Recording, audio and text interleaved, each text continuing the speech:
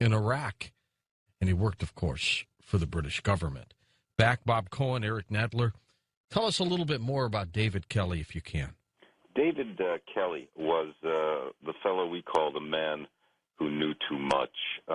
He was at the very epicenter of government and intelligence operations involving biological weapons and germ war. He headed the British division at Portondown, the microbiology division, for years, and served as a germ weapons inspector when the Soviet Union fell and the Russians opened the facilities to the west. David Kelly went in there. He also was the man to whom the leading Soviet germ war expert defected. He defected to the West, and he was debriefed by David Kelly, and so Kelly knew all the Soviet secrets as told him by the defector. And Kelly was also a UN's weapon inspector in Iraq. So when he dies a mysterious death, which the forensic evidence clearly shows is murder. In fact, a British member of Parliament, Norman Baker, took a year off to study the Kelly situation, and he wrote a book, and he titled it "The Murder of David Kelly." The question is, who would kill the man who knew too much? And that's the question. And what did the man who knew too much threaten to do? What was he going to say where they needed to silence him? What do you think? Well, the cover story, George, if you remember, was that just after the invasion of Iraq, one of the big justifications was that Iraq had this 45-minute capability that they could hit London with a germ bomb in 45 minutes. And after the invasion, the British press was leaked that a senior British government official had said that all those intelligence claims, that dossier had been, quote, sexed up. And it emerged, it was leaked that person was David Kelly. And he was hauled before Parliament and grilled, and there was a huge media sensation. It was almost brought down the Blair government. And then he took that walk in the woods and was found dead in the woods by this supposed suicide. And so the media has just focused on this as, this is the guy who might have leaked that, the intelligence claims of Iraq were sexed up. But no one has really looked at what was the world that David Kelly was part of, that germ warfare world. So the media never looked at that, and that's one of the things that we focused. What did actually David Kelly do, and where was he working? And we began by looking at the lab that he headed, the microbiology department. Very top secret lab it was. Very much so. That's Portondown, and that was it's been around since the 1930s, but that's the center of the British biodefense complex, one of the most secret labs in the world, and one that was working closely with the Americans and the Canadians. It was a special relationship from the Second World War well into the 60s and 70s of shared research, manufacturing of germ weapons.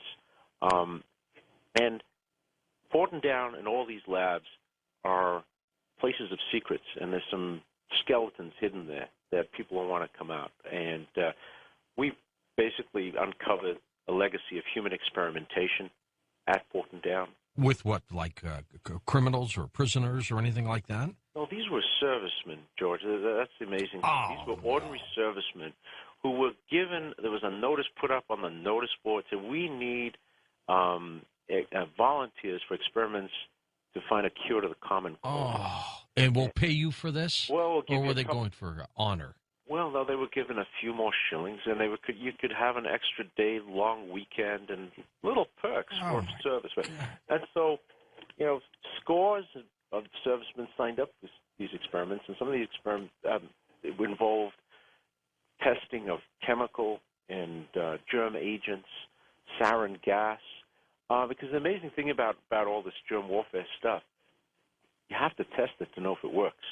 You can test it on the rats and all that stuff, but how do you know if this stuff works? And this is one of the dark secrets of Portondown. And in fact, some of these survivors of these experiments, these servicemen, and nobody knows how many have died. Oh, my God. There's some people reporting that there are untold numbers that have actually disappeared. Were they all Brits or are some Americans?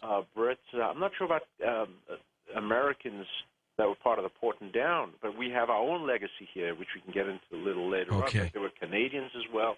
And so these guys basically began protesting. They got some local MPs. They were making noise. And finally, the police, the Wiltshire Police, which is the area that Porton Down is in, they opened up the biggest investigation, that police department, with 13 detectives, and it stretched on for more than 2 years, this police investigation.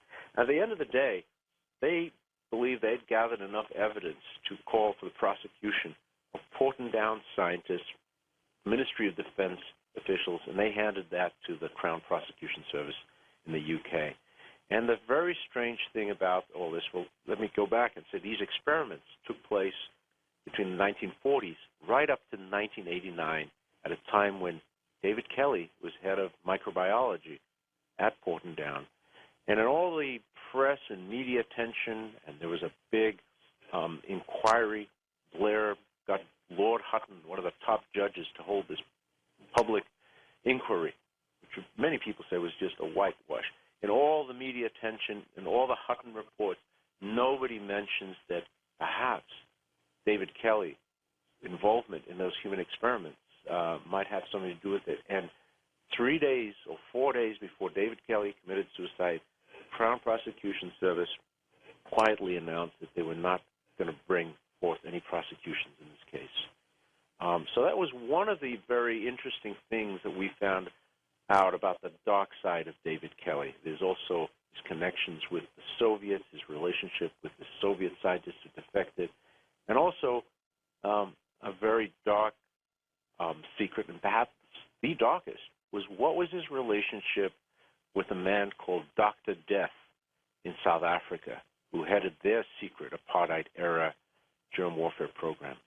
Tell me about that, and why would that be a major story?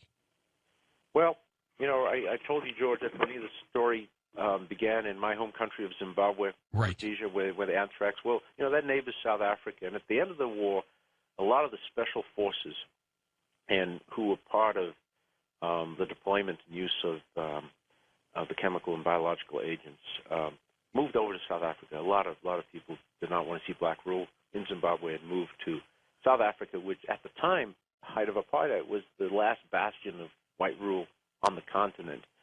And South Africa developed very sort of in the early 80s, decided to start up a secret germ warfare program called Project Coast. And it was headed by this Army cardiologist by the name of Vota Basson. And he was later to be dubbed Dr. Death. And he assembled a group of 200 scientists, set up front companies, and basically went around the world using intelligence connections and big companies, front companies they would set up all around the world, and get technology for germ warfare, and had developed these relationships with the West, including, you know, David Kelly, including Fort Detrick, a lab where Bruce Ivins worked. And Dr. Death and his team of scientists developed germ weapons that they could use for assassination of anti-apartheid activists. They could perhaps use against the black population at large. And one of the darkest things that they actually worked to develop was an ethnic weapon, a germ weapon that would target the black population. Jeez. And they were actually working on... Based on DNA, I would assume, right? Certainly part of it, for sure. And one of the things that they were actually trying to come up with was a vaccine that could sterilize black women without their knowledge. It's something they could put in the water. There's a lot of questions of whether that actually they were able to develop it or not. But and used it. Exactly. There are a lot of unanswered questions about Project Coast and what happened at the fall of apartheid. The British government, the U.S. government, the ambassadors put a lot of pressure on the South Africans to not only shut down Project Coast, but to destroy all the documentation. And basically, it only came to light